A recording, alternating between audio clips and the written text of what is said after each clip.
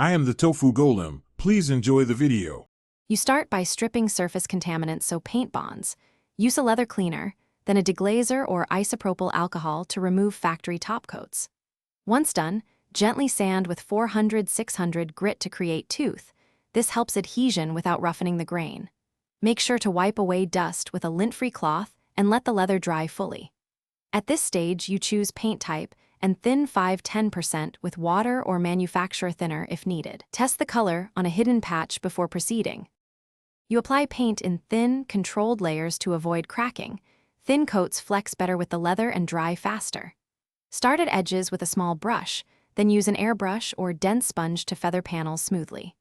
Once done with a coat, wait 10-20 minutes and feel for tackiness before the next layer. Shorter waits risk lift, longer waits slow the job. Make sure to keep strokes consistent and overlap each pass slightly to blend seams and avoid visible lines. You finish by locking paint with a flexible top coat. Apply 1 to 2 thin passes and allow a full 24-72-hour cure for maximum durability. Once done, you can heat set gently with a hair dryer on low. Keep it moving and maintain distance to avoid drying lines.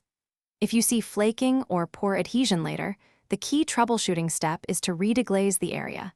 Sand lightly to create fresh tooth. Then reapply very thin foundational coats before finishing. That fixes most failures. Thanks for watching. Consider subscribing if we helped you today.